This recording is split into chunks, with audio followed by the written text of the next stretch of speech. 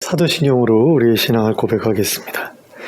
전능하사 천지를 만드신 하나님 아버지를 내가 믿사오며 그 외아들 우리 주 예수 그리스도를 믿사오니 이는 성령으로 잉태하사 동정녀 마리아에게 나시고 본디오 빌라도에게 고난을 받으사 십자가에 못 박혀 죽으시고 장사한 지 사흘 만에 죽은 자 가운데서 다시 살아나시며 하늘에 오르사 전능하신 하나님 우편에 앉아 계시다가 저리로서 산 자와 죽은 자를 심판하러 오시리라.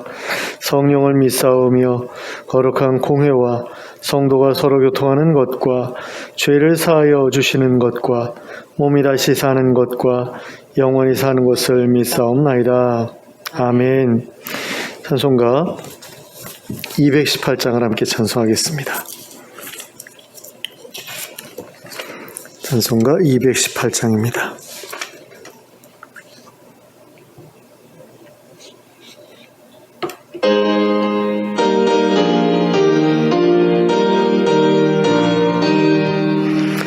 내 마음과 정성을 다하여서 천하의 하나님을 사랑하라. 내 몸을 아끼고 사랑하듯 형제와 이웃을 사랑하라. 주께서 우리에게 명하시니 그 명령 따라서 살아가리. 널 미워 해치는 원수라도 언제나 너그럽게 사랑하라. 널 핍박하는 자 위에서도 신실한 마음으로 복음일라. 주께서 우리에게 명하시니 그 명령 따라서 살아가리. 나 항상 주님을 멀리하고 형제를 사랑하지 못하였다. 이러한 죄인을 사랑하사 주께서 몸버려 죽으셨다. 속죄의 큰 사랑 받은 이 몸 내 생명 다 바쳐 충성하리. 아멘. 539장을 함께 찬송하겠습니다. 539장입니다.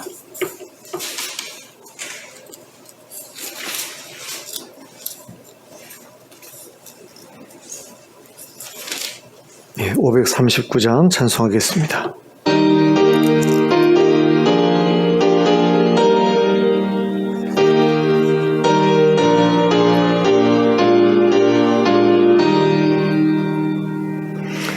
너 예수께 조용히 나가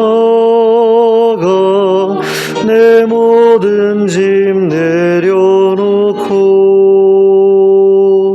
주 십자가 사랑을 믿어 넌 사함을 얻으라. 주 예수께 조용히 나가 내 마음을 쏟아놓으라. 늘은 미리 보시는 주님 그 은혜를 베푸시리. 주 예수의 은혜를 입어 내 슬픔이 없어지리. 내 이웃을 늘 주를 사랑하여 너 받은 곳 거저주라. 주 예수께 조용히 나가 내 마음을 쏟아놓으라. 너를 미리 보시는 주님 그는 예를 베푸시리. 주 예수를 친구로 삼아 늘 내 옆에 모시어라. 그 영원한 생명샘물에 내 마른 목 죽이어라. 주 예수께 조용히 나가 내 마음을 쏟아놓으라. 늘은 미리 보시는 주님 그는 예를 베푸시리. 너 주님과 사귀어 살면 새 생명이 넘치리라.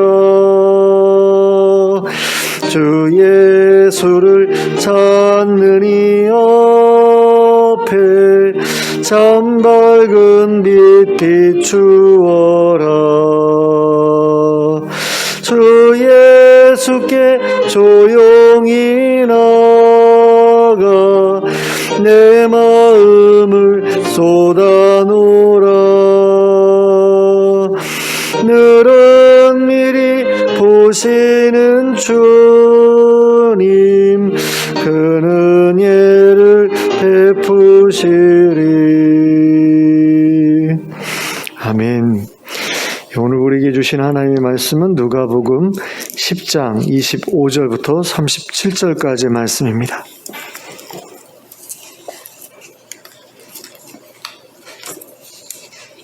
누가복음 10장 25절부터 37절까지의 말씀입니다. 함께 합독하겠습니다. 시작. 어떤 율법 교사가 일어나 예수를 시험하여 이르되 선생님 내가 무엇을 하여야 영생을 얻으리이까? 예수께서 이르시되 율법에 무엇이라 기록되었으며 내가 어떻게 읽느냐? 대답하여 이르되 내 마음을 다하며 목숨을 다하며 힘을 다하며 뜻을 다하여 주 너의 하나님을 사랑하고 또한 내 이웃을 내 자신같이 사랑하라 하였나이다. 예수께서 이르시되 내 대답이 옳도다. 이를 행하라. 그러면 살리라 하시니 그 사람이 자기를 옳게 보이려고 예수께 여짜오되 그러면 내 이웃이 누구니까? 예수께서 대답하여 이르시되 어떤 사람이 예루살렘에서 여리고로 내려가다가 강도를 만나매 강도들이 그 옷을 벗기고 때려 거의 죽은 것을 버리고 갔더라. 마침 한 제사장이 그 길로 내려가다가 그를 보고 피하여 지나가고 또 이와 같이 한 레위인도 그곳에 이르러 그를 보고 피하여 지나가되 어떤 사마리아 사람은 여행하는 중 거기 이르러 그를 보고 불쌍히 여겨 가까이 가서 기름과 포도주를 그 상처에 붓고 싸매고 자기 짐승에 태워 주막으로 데리고 가서 돌보아 주니라. 그 이튿날 그가 주막 주인에게 데나리온 2를 내어주며 이르되 이 사람을 돌보아 주라.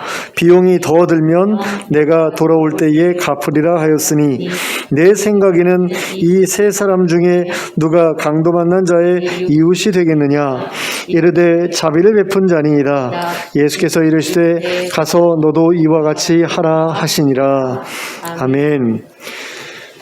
오늘 우리가 함께 읽은 본문에는 한 율법 교사가 예수님께 영생을 얻는 방법에 대해 질문했던 일이 기록되어 있습니다. 영생 얻는 방법, 굉장히 중요한 거죠. 그래서 각 복음서마다 영생 얻는 방법에 대해서 이렇게 저렇게 질문했던 내용과 그에 대해서 예수님 대답하셨던 내용들이 기록되어 있는 것을 보게 되는데, 요한복음에 보면은 니고데모가 와서 영생 얻는 방법에 대해서 물어보죠. 어떻게 해야 하나님 나라를 볼 수 있습니까? 뭐 이런 그런 질문을 던지는 것을 보는데, 오늘 우리가 읽은 본문에는 율법 교사가 예수님께 질문했던 내용이 기록되어 있습니다. 자, 이 율법 교사는 어떻게 해야 영생을 얻을 수 있는지에 대해 이미 알고 있었던 사람입니다. 그럼에도 불구하고 그가 예수님께 영생 얻을 수 있는 방법에 대해 질문했던 이유는 예수님을 시험하기 위해서였습니다. 그러니까 자기도 이미 알고 있는 내용이지만 자기가 알고 있는 그것을 과연 예수님도 알고 있을까? 그렇게 생각하고 이제 예수님이 대답을 잘못하면 그거에 대해서 뭔가 이렇게 비웃거나 하려고 했던 게 아닌가, 이런 생각이 들어요. 이 율법 교사는 예수님께 이렇게 질문합니다. 선생님, 내가 무엇을 하여야 영생을 얻으리까? 자, 이 율법 교사의 질문을 자세히 보시면 이 율법 교사는 영생을 얻기 위해서는 무슨 일을 해야만 한다라고 생각하고 있었던 것을 알 수 있습니다. 그러니까 이 율법 교사는 영생을 얻기 위해서는 어떤 행위가 요구된다, 이렇게 생각하고 있었다라는 거죠. 근데 예수님께서도 그의 질문에 대해 잘못된 질문이라고 지적하지 않으셨던 것을 보게 됩니다. 어떤 부자 청년이 예수님께 와서 선한 선생님이요 라고 그렇게 부르면서 내가 어떻게 해야지 영생을 얻을 수 있겠습니까? 라고 물었을 때 예수님이 그의 질문에 대해서 질문이 아니라 그의 호칭에 대해서 지적하시잖아요. 어찌하여 나를 선하다고 일컫느냐 이러면서 딴지를 거시잖아요. 근데 이 율법교사의 질문에 대해서는 그런 딴지를 전혀 걸지 않고 계시거든요. 그러니까 그의 질문은 잘못된 질문이 아니었다라고 생각할 수 있는 거죠. 그리고 또한 예수님께서 그에게 되물으셨던 내용을 보면 예수님께서는 그 질문에 대한 대답이 율법에 분명하게 나타나 있다라고 생각하셨던 것이 분명합니다. 26절 말씀입니다. 예수께서 이르시되 율법에 무엇이라 기록되었으면 내가 어떻게 읽느냐. 자, 율법에 답이 있다라는 거죠. 영생 얻는 방법에 대한 답이 율법에 있다라는 겁니다. 근데 너가 그것을 어떻게 이해했는지 내가 궁금하다라는 거죠.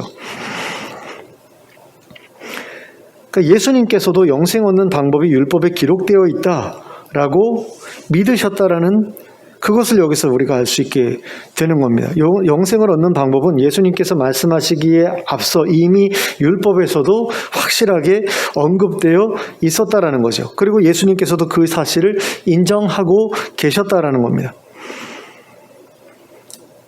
그래서 예수님께서 율법에는 무엇이라 기록되었으면 내가 어떻게 읽느냐라고 물으셨는데, 이에 대해서 이 율법교사는 뭐라고 대답을 합니까? 내 마음을 다하며 목숨을 다하며 힘을 다하며 뜻을 다하여 주 너의 하나님을 사랑하고 또한 내 이웃을 내 자신같이 사랑하라 하였나이다. 율법에서 그렇게 말씀했다라는 거죠. 자, 그랬더니 예수님께서 이에 대해서 뭐라고 말씀을 하십니까? 예수께서 이르시되 내 대답이 옳도다. 그리고 이를 행하라 그러면 살리라, 이렇게 말씀을 하시거든요. 내 대답이 옳도다라는 것은 율법에서 그렇게 말씀하고 있는 게 맞다라는 거죠. 하나님을 사랑하고 이웃을 사랑하라. 너의 모든 것을 다해서 하나님 사랑하고 이웃을 사랑하라 라는 그 율법의 가르침이 영생 얻는 방법이 맞다라는 그런 이야기입니다. 그리고 이것을 행하라 그러면 살리라. 이 살리라라는 게 이 율법교사의 질문과 연결해서 생각해보면 영생을 살게 된다라는 그런 이야기잖아요. 너가 율법에서 말씀하고 있는 것처럼 모든 것을 다해서 하나님을 사랑하고 이웃을 사랑하면 너는 영생을 살게 될 거야 라고 지금 예수님께서도 말씀하셨다라는 거죠. 그리고 우리는 예수님의 이러한 말씀을 통해서 영생을 얻기 위해서는 예수님을 믿기만 하면 된다는 생각이 잘못된 생각이라는 사실을 알 수 있게 됩니다. 그러니까 예수님을 믿는 사람이라면 마땅히 해야 될 행위가 있고 그런 행위를 하면서 살아가는 사람이라야 영생을 얻게 된다고 예수님께서도 인정하셨기 때문입니다. 예수님은 하나님을 사랑하고 이웃을 사랑하는 사람이라야 영생을 얻을 수 있다고 하셨죠. 하나님을 사랑하고 이웃을 사랑하는 것이 행위로 드러나야 영생을 얻을 수 있다라고 말씀하신 겁니다. 그랬더니 어떤 사람이 그런 질문을 해요. 그러면 예수님께서 십자가에 못 박혀 돌아가실 때 그 옆에 있었던 강도 있잖아요. 그 사람은 선한 행위가 전혀 없었는데 그럼 그 사람은 어떻게 영생을 얻을 수 있겠느냐? 근데 그런 경우는 예외적인 경우죠. 예수님께서는 믿고 세례를 받으라고 그러잖아요. 제자들도 예수님의 이름으로, 예수님을 믿고 그분의 이름으로 세례를 받아야 구원을 얻는다라고 얘기를 하잖아요. 그런데 감옥에 갇혀 있다가 어찌어찌 해가지고 이제 믿게 됐어요. 근데 믿은 지 얼마 안 돼서 죽게 됐어요. 세례 못 받았어요. 그럼 그 사람 세례 못 받았기 때문에 천국에 못 가게 되나요? 그건 아니잖아요. 그러니까 그런 어떤 특별한 상황을 두고서 그런 경우가 있는데 그러면 이건 틀린 얘기 아니냐 이렇게 말해버리면 그건 안 되는 얘기죠. 그러니까 예외적인 경우를 가지고 그걸 어떤 정상적인 범주로 그렇게 생각을 하는 것은 말이 안 되는 이야기이기 때문에 여기서 말씀하고 있는 것은 내가 믿는다라고 이야기하고 그 믿는다라는 그 고백과 더불어서 그에 어울리는 합당한 어떤 삶이 지속적으로 펼쳐지지 않으면 그건 그 사람의 믿음이 진실하지 못하다는 증거가 되기 때문에 이 사람에게는 구원 얻을 자격이 없게 되는 거죠. 그래서 우리가 정말로 예수님을 믿는다면 예수님의 이 말씀도 믿어야 한다는 사실을 좀 분명하게 기억할 필요가 있습니다. 그러니까 우리가 예수님을 믿는다라고 이야기를 하면서 믿기만 하면 구원 얻는다라는 식으로 그렇게 이야기를 하는데 예수님께서는 그런 생각에 정반대되는 이야기를 굉장히 많이 하셨거든요. 복음서를 보면 예수님께서는 행위를 굉장히 강조하세요. 믿음도 강조하시지만 나를 믿느냐라는 그런 질문도 하시지만 믿느냐라는 질문과 더불어서 행위로 심판을 받는다. 그리고 이대로 행해야 된다. 가서 그렇게 해라. 이런 말씀을 계속해서 이야기를 하시거든요. 가늠하다 붙잡혀온 여인에게도 너 가서 다시는 죄를 짓지 말라라고 이야기를 하시잖아요. 그러니까 이거 해라 저거 해라. 이런 말씀들을 굉장히 많이 하세요. 근데 요즘 사람들 특별히 더 그래요. 누군가한테 이래라 저래라 하는 거는 꼰대짓이다 라고 그러면서 이래라 저래라 하는 것에 대해서 굉장한 거부감을 보입니다. 예수님께서 이렇게 해라 저렇게 해라 말씀하시는 것도 별로 어떤 시대적인 분위기 때문인지 모르겠지만 별로 중요하게 생각을 안 하는 것 같다는 생각이 들어요. 그리고 종교개혁 당시에 루터가 이신칭이 교리를 통해서 카톨릭의 어떤 잘못된 부분들을 바로잡았다. 이런 어떤 흐름이 계속해서 내려오는 가운데 행위를 굉장히 등한시하는 어떤 그런 분위기가 교회 안에 뿌리를 내리게 된 거죠. 말로는 중요하다라고 이야기를 하지만 막상 그걸 강조하면 율법주의다 그러면서 공격하는 게 바로 들어와요. 그러니까 실제로는 행위를 별로 강조 안 하는 게 실제 분위기인 거죠. 그러면서도 교리적으로는 행위를 강조 안 하는 게 아니야라고 말은 하는데 실제적으로 벌어지는 현상을 보면 행위를 굉장히 등한시하는. 근데 예수님의 가르침을 보면 행위를 굉장히 강조하셨던 그런 모습을 우리가 보게 돼요. 그런데 그런 예수님의 말씀에 대해서는 믿지 않으면서 예수님을 믿는다라고 말하면 그 사람이 어떻게 정말로 예수님을 믿는 사람이라고 할 수 있겠습니까? 근데 그런 사람들이 굉장히 많은 것을 봅니다. 그러니까 예수님을 믿는다면, 그리고 예수님의 말씀을 믿는다면 믿기만 하면 구원받는다라는 말에 대해서는 우리가 좀 고민해 볼 필요가 있는 거죠. 믿기만 하면 어떻게 살아도 구원을 얻게 된다. 이건 말도 안 되는 이야기잖아요. 근데 이런 이야기를 구원파라는 데서 많이 하죠. 근데 장로교나 이런 교파도 별로 차이가 없어요. 요즘에는 감리교도 마찬가지로 별로 차이가 없어져 버렸어요. 요즘에는 교단 간의 어떤 특색이 완전히 사라진 것처럼 보여요. 그러니까 복음주의라는 어떤 기체 아래 장로교, 감리교, 오순절까지 다 합쳐져 가지고 똑같은 내용을 각 교단에 상관없이 똑같은 어떤 교리에 기초한 설교들을 각 교단 목사님들이 다 똑같이 한다는 그런 느낌이 들어요. 교단별로 특색이 있어야 되잖아요. 사실 교리가 워낙에 다르니까. 그러니까 옛날에는 감리교하고 장로교하고 막 서로 이단이라고 하면서 싸웠었거든요. 그러니까 설교가 완전히 달랐어요. 칼빈주의에 입각한 설교, 웨슬레이주의에 입각한 설교가 완전히 분위기가 달랐습니다. 지향하는 어떤 초점도 달랐고, 근데 요즘엔 다 똑같잖아요. 근데 다 똑같은데 다 장로교 같아요. 믿음으로만, 그러니까 장로교 같다라고 말하기는 좀 그렇죠. 루터교 같다라고 이야기해야 될까요? 근데 루터교에서도 물론 행위를 완전히 무의미하고 무가치한 걸로 이야기하진 않습니다. 근데 말을 어떻게 하느냐가 문제가 아니라 실제로 어떻게 믿고 살아가느냐 하는 것을 보면 행위를 별로 중요하게 여기지 않는 게 전체적인 그 근저에 깔려있는 어떤 그 분위기가 아닌가라는 생각이 들어요. 그래서 예수님께서 인정하신 것처럼, 그리고 율법이 가르쳐주고 있는 것처럼 하나님 사랑하고 이웃을 사랑해야 한다라는 것을 우리가 좀 유념하면서 살아야 한다라는 거죠. 참으로 믿는다고 한다면 그걸 행위로 좀 드러내야 된다라는 겁니다. 그것이 영생의 방법이라고 예수님 분명히 말씀하고 계시잖아요. 근데 이 말씀을 가장 중요하게 여기고 그 다음에 뭐 이신칭이든 모든 이런 것들이 나중에 이렇게 그 어떤 교과서에 대한 어떤 그 해설서 정도로 그렇게 봐야 되는데 주객이 전도된 것 같은 그런 느낌이 들어요. 그러니까 행위가 있을 때 그것이 행위가 형식적으로만 드러나서는 안 되고 그 근저에 믿음이 깔려 있어야 된다는 이야기잖아요.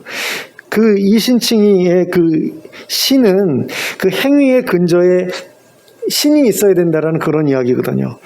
신 없이, 믿음 없이 행위만 있어서는 그건 안 돼라는 이야기거든요. 근데 행위가 조금 부족하더라도 믿음이 있으면 구원 얻을 수 있다라는 이야기죠. 그러니까 완벽하지 않아도 된다라는 이야기예요. 왜 완벽하지 않아도 되냐면 예수님께서 우리를 대신해서 십자가에서 죽으셨기 때문에, 우리 죄값을 치러주셨기 때문에 우리의 행위가 완전하지 못하더라도 그래도 우리는 구원받을 수 있다라는 거죠. 믿음으로 뭔가를 하면서 살았으면, 하나님이 원하시는 그 삶을 살려고 발버둥치면서 살았으면 이 행위가 완벽하지 못하더라도 우리는 구원을 얻을 수 있다라는 거예요. 그럼에도 불구하고 우리의 목표는 완전함이죠. 어떤 분들은 이 완전함이 완벽을 이야기하는 게 아니라 성숙을 이야기한다라고 이야기를 해요. 어쨌든 간에 그게 목표여야 된다는 건 분명하죠. 우리가 하나님의 그 완전하심에 도달하기 위해서 애써야 된다는 건 분명해요. 그 밑에 믿음을 가지고. 근데 믿음 없이 행위만 완전하게 하려고 했던 사람들이 바리새인이었거든요.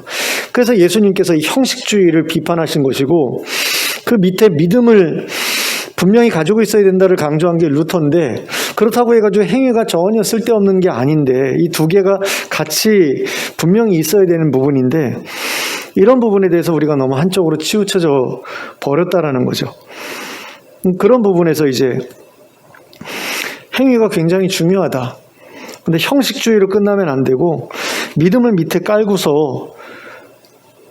그 행위를 완성해 나가야 된다. 이걸 우리가 기억할 필요가 있다는 겁니다. 자, 이런 대화가 오간 뒤에 이 율법 교사는 예수님께 또 다른 질문을 던집니다. 29절 후반부의 말씀인데요. 그러면 내 이웃이 누굽니까? 자, 이 율법 교사가 예수님께 이런 질문을 던졌던 이유가 무엇입니까? 자기가 이웃을 사랑하는 사람이라는 사실을 자랑할 수 있는 어떤 기회를 얻고 싶었던 거죠. 그러니까 예수님께서 라고 이야기를 하면, 나는 옛날부터 그 사람들을 사랑해 왔어요 라고 그렇게 이야기하고 싶었던 거죠. 그 부자 청년도 그러잖아요. 계명을 지켜라, 예수님 말씀하시죠. 내가 어떻게 해야지 영생을 얻겠습니까? 그러니까 계명을 지켜라. 그 계명이 뭡니까? 10계명 아니에요. 근데 그 10계명이 1계명부터 4계명까지는 3계명까지는 하나님 사랑, 4계명부터 10계명까지는 이웃 사랑에 대한 그런 내용이잖아요. 그러니까 하나님을 사랑하고 이웃을 사랑하라라는 말씀을 계명을 지켜라라는 그런 말씀으로 한 거죠. 그랬더니 부자 청년이 제가 어려서부터 계명을 잘 지켜왔습니다라고 그러잖아요. 그러니까 예수님께서 칭찬하시잖아요. 이 율법 교사도 그걸 노렸던 거죠. 내 이웃이 누굽니까? 라고 질문했을 때 네 이웃은 이러이러한 사람이야. 그러면 나는 어려서부터 그 사람들을 사랑해 왔습니다. 그러면 예수님께서 칭찬하실 거 아니에요. 그러니까 그런 어떤 결과를 노리고서 이 질문을 던졌던 것 같아요. 근데 예수님께서는 한 가지 비유를 통해서 그의 예생과는 완전히 다른 엉뚱한 사람을 그 사람의 이웃이라고 말씀하셨거든요. 그 비유가 바로 선한 사마리아인의 비유라는 이름으로 알려진 비유인데요. 그 비유의 내용은 우리가 읽어본 내용과 같죠. 어떤 사람이 예루살렘에서 여리고로 내려가다가 강도를 만났는데 그 강도들이 그의 옷을 벗기고 심히 때려서 거의 죽게 된 것을 버려두고 갔다라는 겁니다. 근데 마침 한 제사장이 그 길로 내려가다가 그를 피해서 지나갔고 또 한 레위인도 그곳에 이르러서 그를 보고 피해 지나갔는데 어떤 사마리아 사람 한 사람은 여행하는 중에 거기에 이르러서 그를 보고 불쌍히 여겨서 가까이 가서 기름과 포도주를 그 상처에 붓고 싸매고 자기 짐승에 태워 주막으로 데리고 가서 돌보아 주었다라는 겁니다. 그리고 이튿날 주막 주인에게 데나리온 2를 내어주면서 그 사람을 돌보아 달라고 부탁을 하죠. 그리고 돈이 더 들면 내가 돌아오는 길에 갚아주겠다라고 이야기를 합니다. 우리가 잘 아는 비유예요. 근데 이 비유에서 강도를 만났던 사람은 과연 어떤 사람이었을까요? 아마도 유대인이었을 겁니다. 그러니까 그냥 사람이라고 이야기를 했는데 예루살렘에서 여리고로 내려가던 사람이잖아요. 그러면은 이 사람은 유대인이라고 볼 수 있는 거죠. 사마리아 지역에서 사마리아 지역으로 이동하던 그런 사람이 아니기 때문에 유대인이었을 거다라고 생각할 수 있는데 같은 유대인이었던 제사장과 레위인은 그 사람을 그냥 피해 갔던 거죠. 강도 만난 사람을 전혀 도우려고 하지 않는 그런 모습을 봅니다. 만약에 이 제사장과 레위인이 성전에 봉사하기 위해서 여리고에서 예루살렘을 향해 가던 중이었다. 그러면 우리가 조금 이해할 수 있는 여지가 있습니다. 왜냐하면 성전에서 봉사하려면 부정 타면 안 되잖아요. 그런데 어떤 경우에 부정이 타게 됩니까? 이방인과 접촉하거나 아니면 그 죽은 사람 시체를 접촉하거나 이렇게 되면 성전에서 봉사할 수가 없게 되죠. 근데 자기네들은 지금 성전에 봉사하기 위해서 가는 길이잖아요. 그러다 보니까 시체 같아요. 근데 그 사람을 접촉할 수는 없는 거죠. 또는 시체가 되어가는 그런 사람이라고 할 때 자기가 돕다가 만약에 살아나지 못하고 헉 하고 죽었다. 자기가 가서 이렇게 막 조치를 취하는 중에 죽었다. 그러면 자기는 부정이 닿기 때문에 성전에서 봉사를 못하게 되지 않습니까? 그러니까 그런 경우라면 종교인으로서 또 유대인들 같은 경우는 율법에 되게 굉장히 강박적인 어떤 그런 생각이 있잖아요. 그러니까 뭐 그럴 수도 있겠다라고 생각할 수 있는데 이 사람들은 어디서 어디로 가는 길이었습니까? 예루살렘에서 여리고로 내려가던 중이었거든요. 그러니까 성전 봉사 다 마치고 그냥 집으로 가는 중이었을 수 있어요.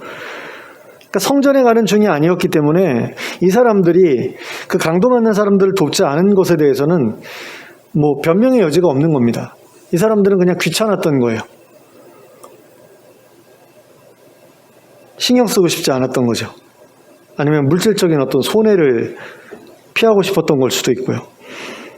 근데 제사장이나 레위인도 피해갔던 그 사람에게 사마리아 사람이 다가가지요. 그리고 도와줍니다. 그 사람을 주막에 데려가서 치료해 주었을 뿐만 아니라 주막 주인에게 그 이튿날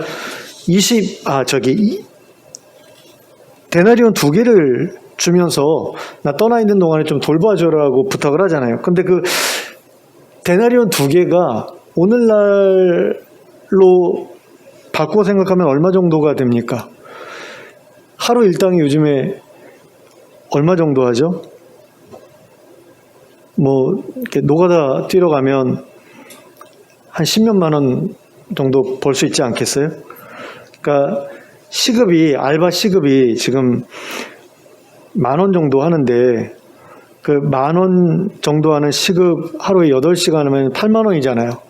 근데 뭐 좀 더 힘든 일 같은 경우는 한 15만 원 정도 받는다라고 하면 이게 한 데나리온이 하루 일당이라고 보통 우리가 계산을 하기 때문에 뭐 최저 16만 원에서 뭐 최고 한 30만 원까지도 생각할 수 있는 그런 돈이다라고 한다면 굉장히 큰 돈인 거죠. 그냥 간단하게 한 20만 원 정도로 생각을 하자고요. 근데 생판 모르는 사람이에요. 모르는 사람이 쓰러져 있어요. 다쳐서 쓰러져 있어요. 죽어가요. 근데 그 사람을 내가 먼저 치료를 하죠. 포도주 붓고 기름 붓고 그리고 싸매고 거기서도 경제적인 어떤 그런 투자가 이루어지는데 그 다음에 이제 나귀의 싣고서 주막에 가서 거기 내려놓고 방 얻어주고, 그죠? 방 얻어주고, 거기에다가 돈까지 주고, 그러면서 맡긴다? 내가 생판 모르는 사람을 위해서 몇십만 원까지 우리는 쓸 수 있을까요? 근데 이 사람은 거금이거든요. 그 거금을 지금 투자를 해가지고 이 사람을 도와준 거예요. 그러니까 이 율법 교사가 듣기에는 조금 굉장히 불편한 그런 이야기일 수밖에 없는 거죠. 아, 사마리아인이 그렇게 착한 일을 한다고? 뭐 이런 어떤 그 거부감도 들었을 거고요. 이런 질문, 이런 비유를 말씀하신 다음에 율법 교사에게 이렇게 질문을 하시죠. 36절 말씀인데요. 내 생각에는 이 세 사람 중에 누가 강도 만난 자의 이웃이 되겠느냐라고 그렇게 물으시거든요. 누가 이웃이냐라고 묻지 않으셨어요. 누가 이웃이 되겠느냐라고 물으셨습니다. 이것은 누구든 누군가의 이웃이 되어줄 수 있다라는 그런 말씀이죠. 그러니까 이웃의 범위는 한정적인 것이 아니다. 한정할 수 있는 게 아니다라는 겁니다. 누구든지 이웃일 수 있다. 누구든지 이웃이 될 수 있다. 이런 이야기죠. 특히 이 비유에 의하면 곤란을 당한 사람, 어려운 처지에 놓인 사람도 이웃이 될 수 있고, 또 그런 사람들을 도와준 사람도 이웃이 될 수 있는 거죠. 서로가 서로에게 이웃이 될 수 있는 건 아니겠습니까? 그리고 그렇게 돕는 그 행위가 이웃을 사랑하는 행위가 된다라는 거죠. 그런데 예수님이 이러한 질문에 대해서 누가 이웃이 되겠느냐라는 그 질문에 대해 율법교사는 이렇게 대답을 합니다. 37절 전반부의 말씀입니다. 자비를 베푼 자입니다. 자, 이 사람이 예수님의 질문에 사마리아 사람입니다 라고 대답하지 않은 이유가 무엇이었겠습니까? 이 율법교사는 사마리아인이 그렇게 착한 일을 할 리가 없어 라는 그런 생각이 들었던 거죠. 또 사마리아인이 유대인의 이웃이 될 수 있다 라는 것에 대해서도 동의를 하지 않았기 때문입니다. 그러니까 사마리아 사람과 유대인들은 서로 원수 같은 그런 사이였잖아요. 별로 사이가 좋지 않았잖아요. 유대인들은 사마리아 사람들을 잡종 뭐 이런 식으로 그 혼혈 잡종 이런 식으로 완전히 사람 취급도 안 하고 그랬었죠. 그러니까 사마리아인들은 그런 대우를 받으면서 유대인들에 대해서 정말 큰 미움을 품게 됐었고요. 그러니까 이 두 민족이 서로 반목하고 있는 가운데 있었던 이 두 민족이 서로 이웃이 될 수 있다. 이 율법 교사는 그것에 대해서 동의할 수가 없었던 겁니다. 그래서 그는 자비를 베푼 사람입니다라는 말로 사마리아 사람과 이웃이 되는 일에 대한 자신의 거부감을 드러냈던 거죠. 그러나 예수님께서는 그러한 대답에 따로 문제 제기를 하지 않으셨어요. 다만 이렇게 말씀하셨습니다. 37절 후반부입니다. 가서 너도 이와 같이 하라. 자, 너도 사마리아 사람이 유대인에게 자비를 베풀었던 것처럼 하라는 거죠. 그리고 이 말씀은 유대인인 너도 곤란을 겪고 있는 사마리아 사람을 보게 되면 그렇게 해 주어야 한다라는 겁니다. 그것이 이웃을 사랑하는 것이라는 거죠. 그러니까 내가 평소에 미워하고 별로 이렇게 관계 맺고 싶어 하지 않던 사람이 어려움에 처해졌어도 그를 도우면 그것이야말로 이웃 사랑이 된다라는 그런 이야기를 예수님 하신 겁니다. 이 율법 교사는 자기가 지금까지 이웃을 잘 사랑해 왔다라고 생각을 했어요. 그러니까 자신의 이웃의 어떤 바운더리를 스스로 이렇게 딱 정해놓고 그 안에 있는 사람들을 자기가 잘 섬겨왔다, 사랑해왔다 이렇게 생각을 했던 거죠. 근데 예수님께서는 그거 가지고는 부족하다라고 그렇게 말씀하신 겁니다. 그러니까 부자 청년이 내가 어려서부터 계명을 잘 지켜왔습니다라고 대답했을 때 예수님 말씀하시잖아요. 너에게 한 가지 부족한 것이 있으니 가난한 자에게 가서 내 제사를 풀어서 가난한 자에게 가서 나눠주라고 이렇게 이야기를 하시잖아요. 그것처럼 예수님께서도 너가 지금까지 잘 섬겨왔다고 생각하는 그 바운더리, 그 안에 있는 사람들만 사랑해 준 것 가지고는 충분치 않다라고 이야기를 하신 거예요. 그러니까 예수님께서 이 땅에 계시는 동안에 많은 사람들에게 영생의 비결에 대해서 말씀하시면서 보이셨던 그런 모습을 보면 늘 부족하다라고 말씀하시는 것 같은 그런 느낌이 들어요. 그러니까 예수님께서 이렇게 하라 그렇게 말씀하시잖아요. 그러면 난 잘해왔어요. 지금까지 그걸 너무나 잘해왔어요 라고 이야기를 합니다. 그럼 예수님께서 칭찬하시죠. 근데 칭찬하고 끝이 아니라 거기 부족한 거 하나 더 있어. 뭔가 더 해봐 라고 말씀을 하시거든요. 그 가늠하다 붙잡혀온 여인한테도 너를 정죄하는 자들이 어디 갔느냐? 어디 있느냐? 그랬더니 다 갔습니다. 그랬더니 예수님께서 나도 너를 정죄하지 않겠다. 그걸로 딱 끝나는 게 아니고 가서 다시는 죄를 범하지 말라라고 말씀을 하시잖아요. 그러니까 우리가 이 정도면 됐지라고 생각하는 것이 그게 정말로 된 게 아니라는 사실을 예수님께서는 계속해서 가르쳐 주시는 것 같아요. 그러니까 예수님의 기준은 하나님인 거죠. 예수님의 기준은 예수님 자신인 거잖아요. 그러니까 나를 따라와야 나처럼 해야 하나님 나라에 어울리는 그런 삶을 너희가 살아낼 수 있어. 하나님 나라에 어울리는 그런 삶을 살 수가 있어 라는 그런 이야기를 계속해서 하시는 것 같다는 생각이 들고, 그런 측면에 있어서 예수님께서 여기서 우리에게 가르치고자 하시는 것은 이웃의 한계를 정해놓고 그 안에 있는 사람들만 사랑하는 것은 그건 온전한 게 아니다라는 그런 이야기인 거죠. 이 세상에 존재하는 모든 인간들을 이웃의 범주 안에 들여놓을 수 있어야 한다. 이게 예수님께서 하시는 이야기라는 겁니다. 그리고 그들 모두를 사랑해야 된다라고 말씀하고 계시는 거죠. 근데 여기서 우리가 주의해야 할 것이 있습니다. 그것이 무엇이냐면 이웃의 범위에 한계가 없다는 것은 분명한데 가까운 이웃을 내버려 두고 먼데 있는 이웃만을 사랑하는 그런 일은 우리가 좀 주의할 필요가 있다라는 거죠. 근데 이런 생각이 들 수 있어요. 도대체 어떤 사람이 그럴 수 있을까? 주변에 있는 사람들 내버려 두고 먼데 있는 사람들만 돌아보는 사람이 도대체 어디 있을까? 이렇게 생각할 수 있는데 이런 일들이 사실은 실제로 많이 벌어지고 있는 일들이라는 것을 우리가 좀 기억할 필요가 있습니다. 어떤 부분에서 그러냐면 그 구호단체들 있잖아요. 뭐 월드비전, 기아대치기구, 굿네이버스 이런 그 구호단체들이 있는데 거기에는 이제 매달마다 얼마씩 돈을 보내는 분들이 계시단 말이에요. 그런데 자기 이웃에 살고 있는 어려운 처지의 사람들에 대해서는 별로 신경 쓰지 않는 그런 모습들이 있을 수 있는 거죠. 그러니까 자기가 직접 그런 어려운 처지의 사람들을 찾아보는 것은 번거롭고 귀찮은 일인 반면에 정해진 계좌로 돈을 보내는 것은 자동이체 시청만 해놓으면 뭐 계속해서 알아서 돈이 빠져나가는 그런 일이니까 경제적인 부담만 하면 되잖아요. 다른 귀찮은 일은 안 해도 되는 거죠. 근데 실제로 우리 주변에서 누가 어렵게 살고 있는지를 확인하는 것은 쉽지 않은 일이죠. 예전과는 달리 이웃 간의 교류가 예전처럼 활발하지 않기 때문에 뭐 정말 쉽지 않은 일입니다. 아파트 앞집에 누가 살고 있는지, 그 사람들이 어떤 삶을 살고 있는지 이런 것도 사실 알 수가 없는 그런 상황에서 우리 동네에 누가 힘겹게 살고 있는지 알아낸다? 이거 정말 힘든 일이거든요.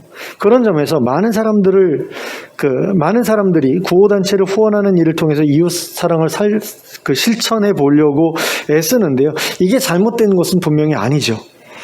하지만 과연 그것만으로도 충분한가에 대해서는 계속해서 우리에게 고민이 필요하다는 생각이 듭니다. 왜냐하면 가끔씩 뉴스에 나오잖아요. 어느 지역에 뭐 새 모녀가 돈이 없어가지고 뭐 셋이 같이 자살을 했다. 뭐 이런 이야기들, 또는 굶어 죽었다. 이런 이야기들 우리가 가끔씩 듣잖아요.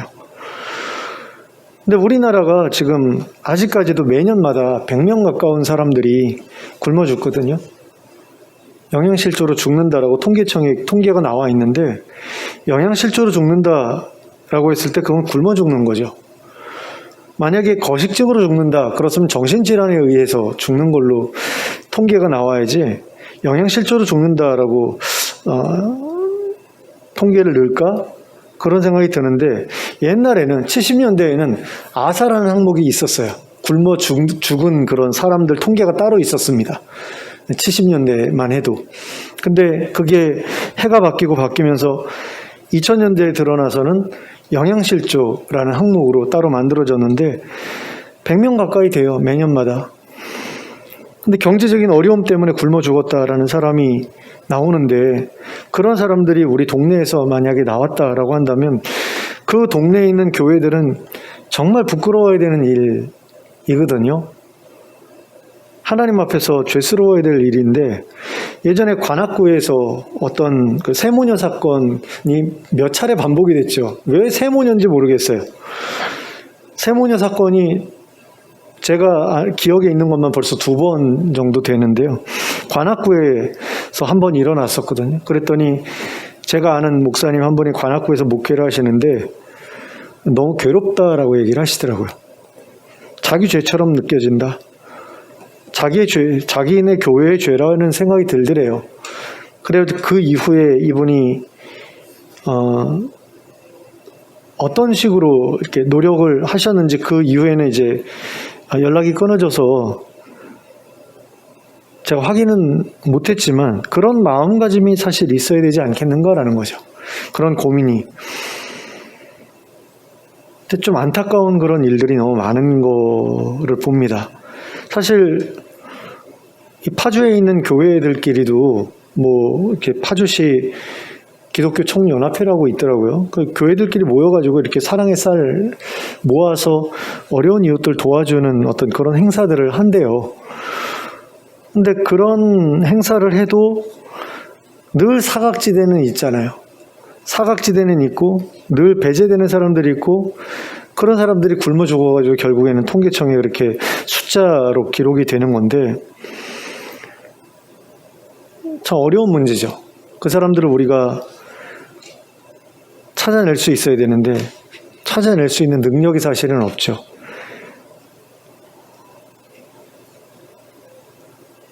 참 안타까운 그런 일들이 계속 반복되고 있고 그런 가운데에서 그러면 우리는 어떤 식으로 해야 될까라고 했을 때 할 수 있는 부분부터 해야 된다는 생각이 들고요. 멀리 있는 사람들도 도울 수 있으면 좋겠지만 가까이 있는 사람들 돕는 것부터 우리가 좀 고민해 볼 필요가 있는데 가장 일단 먼저 해야 될 것은 우리 교회 안에 도대체 우리가 도와야 될 지체가 어떤 분들이 계신가 이런 것들을 고민해 볼 필요가 있다는 거죠. 그러니까 교회 안에 있는 지체도 돕지 못하면서 구호단체를 통해서 멀리 외국에 있는 사람들만을 돕는다? 이건 말이 안 되는 일이잖아요. 그리고 만일 그렇게 도와야 될 지체가 교회 안에 없다고 한다면 과연 우리 교회는 모든 이들에게 열려있는 교회인가? 모든 사람들을 차별 없이 이웃으로 받아들일 수 있는 교회인가? 이거에 대해서 좀 고민해 볼 필요가 있습니다. 그러니까 어떤 교회는 잘 먹고 잘 사는 사람들, 경제적으로 여유 있는 윤택하고 부유한 사람들만 찾아오는 그런 교회들이 있잖아요. 정말로 있거든요. 그러니까 가방끈이 어느 정도 되지 않으면 다닐 수 없는 교회들이 있고요. 경제적으로 어느 정도 여유가 되지 않으면 다니기 힘든 그런 교회들이 있어요. 부자 동네에. 근데 그런 부자 교회에서 정말로 도와야 될 사람들이 하나도 없다. 교회 안에 정말로 경제적으로 어렵고 힘들어서 누군가의 도움을 필요로 하는 사람들이 전혀 없다. 그러면 그 교회는 정말 교회인가? 어쩌면 그런 도움이 필요한 사람들을 원천적으로 차단했기 때문에 그 교회 안에 들어오지 못하도록 차단했기 때문에 그런 사람들이 없는 것은 아닌가? 그럼 그게 교회인가? 이런 부분들을 우리가 고민할 필요가 있다는 거죠. 그러니까 교회에는 부유한 사람도 또 가난한 사람도 함께 어울릴 수 있어야 하잖아요.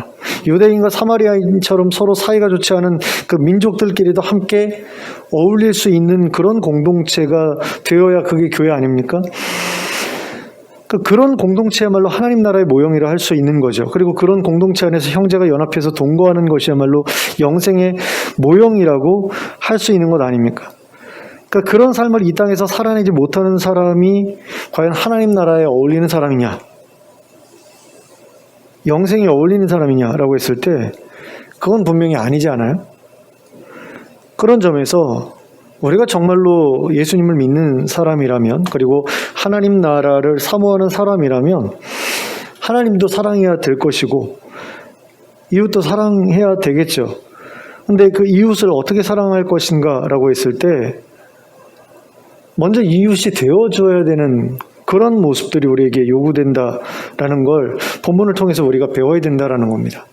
그러니까 이웃을 사랑하라 했을 때 이웃의 바운더리를 딱 정해놓고서 그 안에 있는 사람들만 사랑하면 되지가 아니라 누군가가 내 가까이에서 힘들어하고 어려워하고 있을 때 그 사람이 내가 찾아가서 이웃이 되어 주어야 될 그런 대상이다라는 것을 우리가 먼저 배워야 된다라는 거죠.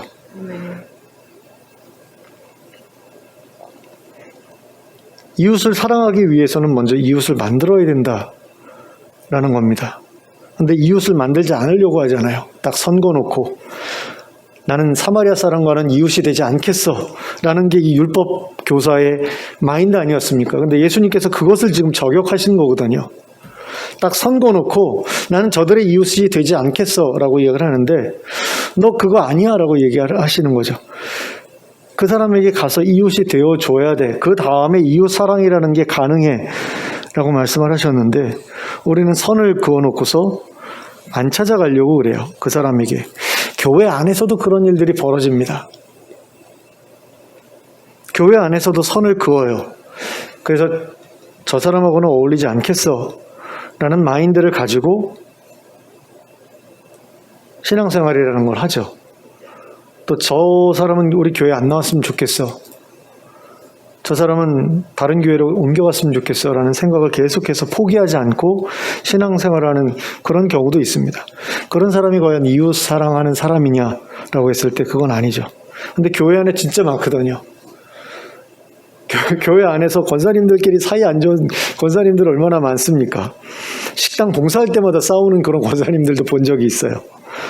그러니까 내가 살림하는 그 스타일로 이렇게 다 해놓으면 다른 권사님이 와가지고 그걸 봉사할 때마다 다 뒤집어 엎는 거죠. 그러니까 일주일마다 바뀌는 경우는 일주일마다 싸우고 한 달마다 바뀌는 경우는 한 달마다 싸우고 그러면서 저 권사는 다른 교회로 가버렸으면 좋겠다라는 생각을. 근데 아이들 가운데도 있고요. 중고등부에서도 그런 일들이 있고요. 또 목사와 성도들 간에도 그런 일들이 있죠. 저 성도님은 다른 교회 갔으면 좋겠어. 저 목사님은 또 다른 교회 갔으면 좋겠어. 이런 경우가 얼마나 많습니까? 선을 딱 그어놓고서 저 사람은 내 이웃으로 인정할 수 없어. 받아들일 수 없어. 그래 놓고서 무슨 이웃사랑을 해요. 근데 그런 모습을 가지고서 신앙생활을 한다라고 했을 때 그게 과연 하나님 나라를 추구하는 사람의 모습이냐, 하나님 나라에서 영생을 누리기를 원하는 사람의 모습이냐, 아니라는 거죠.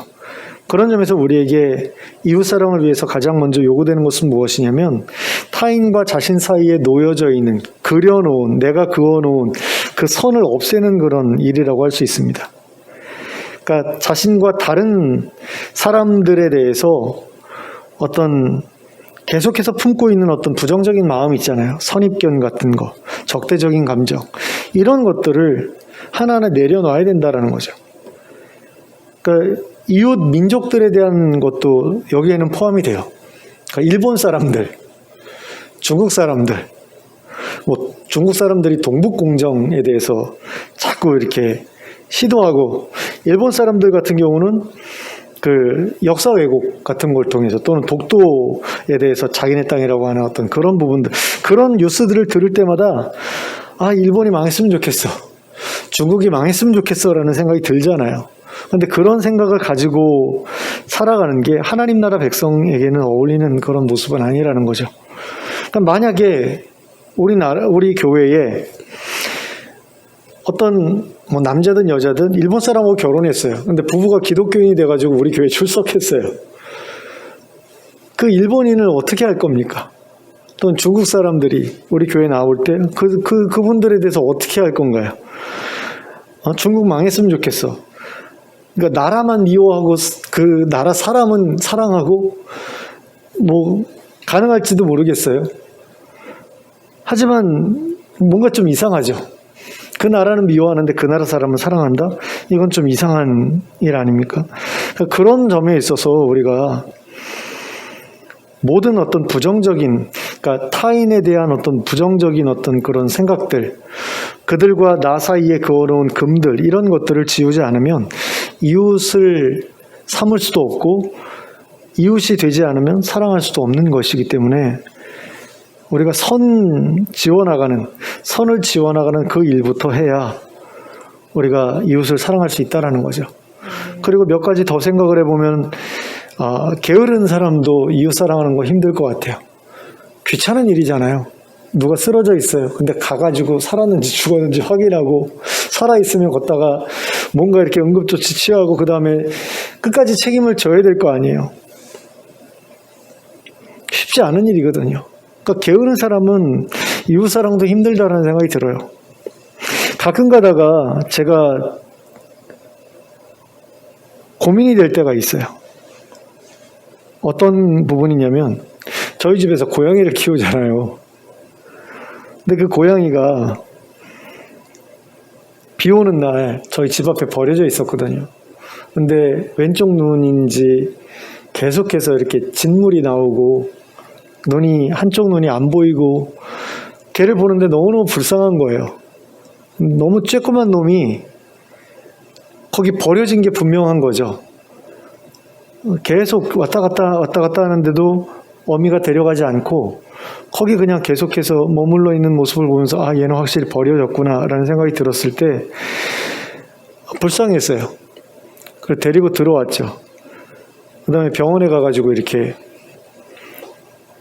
치료를 하는데 그 치료비만 엄청난 돈이 깨졌어요. 저희 입장에서는 경제적으로 너무 큰 타격을 입었어요. 근데 그거는 좀 괜찮았어요. 그래도 귀엽고 어렸을 때만 해도 별로 그렇게 밉지 않았거든요. 근데 크고 나서 왜 이렇게 밉게 구는지 모르겠어요. 여기저기 막 뜯어놓고 그 다음에 야옹야옹 거리는데 왜 야옹거리는지도 모르겠고 미울 때가 있는 거예요. 너무 시끄럽게 굴고 그 다음에 집사람한테 이렇게 자기 털 골라달랬다가 저한테 또 털 골라달랬다가 이러면서 마치 진짜 집사 부려먹듯이 그렇게 부려먹는데 내가 동물한테 이렇게 집사 노릇한다는 게 옛날에 아기 때는 귀여웠는데 이게 어느 정도 큰 다음에는 이게 싫더라고요. 밉더라고요. 그렇다고 해가지고 얘를 유기할 정도로 제가 양심 없는 사람은 아니기 때문에 진짜 내쫓고 싶을 때도 있거든요. 근데 이게 참 쉽지가 않다는 생각이 들어요. 근데 이걸 만약에 사람으로 바꿔서 생각을 한번 해보자라는 거죠. 입양을 했는데 얘가 사춘기가 돼가지고 말을 너무 안 들어요. 파양하는 경우도 있잖아요. 그러니까 이런 것들이 이웃사랑이라는 게 말로는 간단한 문제인데 막상 하면 진짜 어려운 일인 거죠.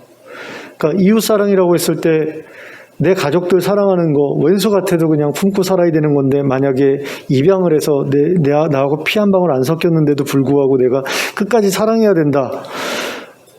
근데 말이라도 잘 들으면 괜찮은데 속도 막 썩이고 너무 삐뚤어져가지고 나를 너무 힘들게 한다 라고 했을 때 그걸 계속해서 해나갈 수 있느냐 이런 문제가 생기는데 해나갈 수 있어야 된다라는 거죠. 하나님의 자녀라면 예수님의 제자라면 해나갈 수 있어야 된다라는 거죠. 하나님 나라를 소망하는 사람이라면 그런 존재들하고도 영원히 살아갈 수 있는 어떤 그런 준비가 되어 있어야 되잖아요.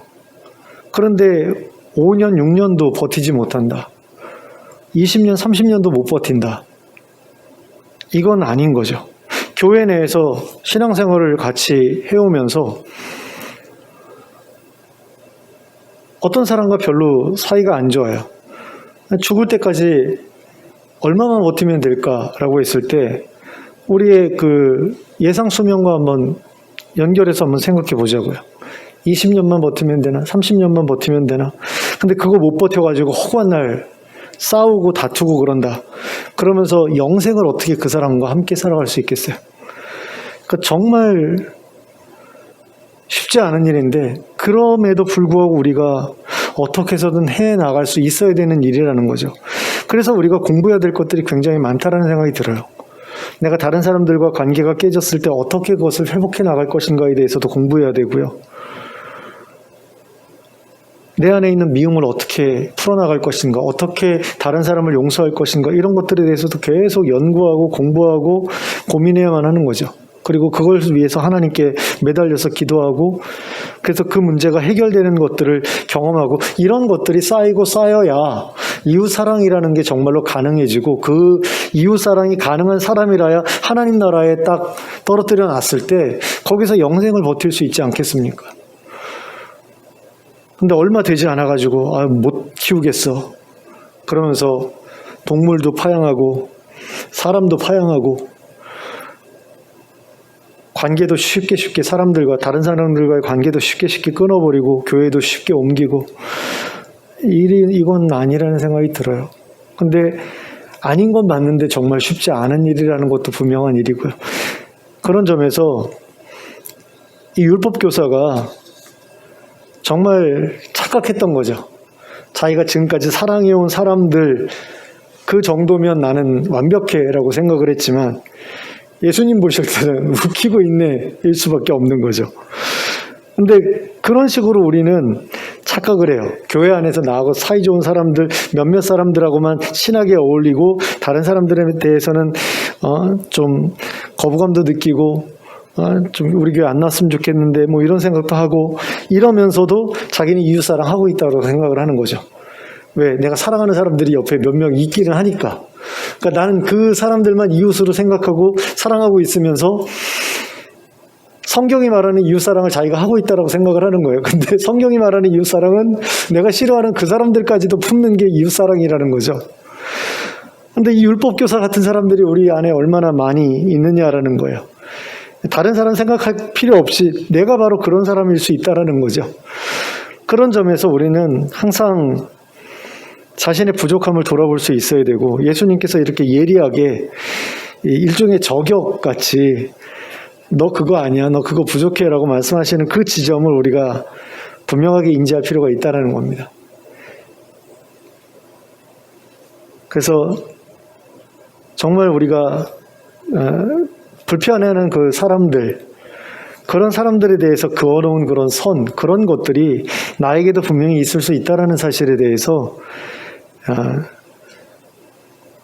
마음을 좀 열고 실제로 한번 찾아봤으면 좋겠습니다. 그래서 그런 사람이 발견되면 그 사람을 놓고 하나님 앞에서 좀 씨름해 봤으면 좋겠어요. 하나님, 내가 이 사람을 정말로 불편하게 생각하고 이 사람과 나 사이에 어떤 경계선이 있었으면 좋겠고 저 사람이 다른 곳으로 떠났으면 좋겠고 이런 마음이 있는데 하나님, 이걸 내가 이 생각을 버릴 수 있게 해주십시오라고 기도해 왔으면 좋겠습니다. 그리고 그 사람을 내가 어떻게 섬길 수 있을까? 어떻게 도울 수 있을까? 어떻게 그 사람과 화목하게 지낼 수 있을까에 대해서 고민하는 어떤 그런 노력들을 우리가 좀 했으면 좋겠고 그럴 수 있는 힘을 좀 달라고 하나님께 기도했으면 좋겠어요. 그래서 정말로 이웃 아닌 사람들, 이웃이 아니었으면 좋겠는 그런 사람들에게까지 찾아가서 이웃이 되어주고 또 그들을 사랑할 수 있는 저와 여러분 될 수 있기를 예수 그리스도의 이름으로 축원합니다. 기도하겠습니다. 사랑의 하나님 아버지, 예수님께서는 세상의 모든 사람들을 사랑하시려고 그렇게 애쓰셨었는데 우리는 우리 근처에 있는 사람들 사랑하는 것조차도 힘들어하고 버거워할 때가 참으로 많습니다. 우리의 마음이 그것을 원하지 않고 또 우리에게 그것을 감당할 수 있는 힘이 없다고 느껴질 때가 너무 많은 것을 또한 경험합니다. 그래서 우리가 너무 힘들어서 그 선을 거두지 않고 그 사람과 멀리 떨어지기를 원하고 그 사람과 보지 않고 지내기를 원할 때가 얼마나 많은지 모릅니다. 그런 사람들이 우리 가운데 사실 한 사람도 없어야 우리가 성숙한 사람이라고 할 수 있을 텐데 아직까지는 그런 불편하게 느껴지는 사람들이 우리에게 참으로 많이 남아있는 것을 봅니다. 하나님, 그런 사람들까지도 이웃 삼을 수 있는 우리가 되게 해주시고 또 그런 사람들까지도 사랑할 수 있는 우리가 될 수 있게 해주시기 원합니다. 그래서 저희의 모습이 예수님의 모습 닮게 하시고 그래서 하나님 나라에 어울리는 영생을 살아갈 자격을 갖춘 그런 사람으로 계속해서 자라갈 수 있도록 저희를 인도해 주시옵소서. 그리고 저희들에게 부족한 마음과 또 부족한 힘을 더하여 주셔서 능히 그들의 이웃이 되어주고 그들을 섬길 수 있는 삶이 될 수 있도록 인도해 주시옵소서. 예수님의 이름으로 기도하였습니다. 아멘. 찬송가 462장을 함께 찬송하겠습니다.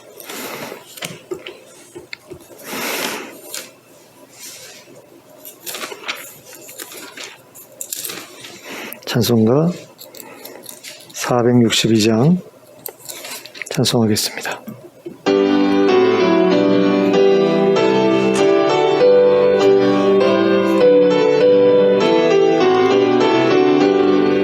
생명 진리 은혜 되신 영원하신 구세주 사람 되사 모든 인류 구원하여 주시니 영광 중에 계신 주님 크신 은혜 베푸사 사랑으로 채우시고 우리 고쳐주소서. 남 섬기며 사신 주님 우리들도 본받고 이웃사랑 나누면서 살아가게 하소서. 온 세상의 금은보화 모두 주의 것이니 책임 맡은 일꾼으로 충성하게 하소서. 사랑의 주 평화의 왕 우리 중에 오셔서 모든 싸움 다 그치고 하나 되게 하소서. 지난 날의 어두움과 환난 풍파 지나고 형제 사랑 밝은 장래 이루어지게 하소서. 행진하는 주의 무리 빈부귀천 없으니 한 마음으로 봉사하고 같은 주님 모시네. 우리에게 하나 되라 분부하신 주시여. 주의 뜻이 이 땅 위에 이루어지게 하소서. 아멘. 주님 가르쳐 주신 기도로 예배를 마치겠습니다. 하늘에 계신 우리 아버지여, 이름이 거룩히 여김을 받으시오며 나라가 임하시오며 뜻이 하늘에서 이루어진 것 같이 땅에서도 이루어지이다. 오늘 우리에게 일용할 양식을 주시옵고 우리가 우리에게 죄 지은 자를 사하여 준 것 같이 우리의 죄를 사하여 주시옵고 우리를 시험에 들게 하지 마시옵고 다만 악에서 구하시옵소서. 대개 나라와 권세와 영광이 아버지께 영원히 쌓옵나이다. 아멘.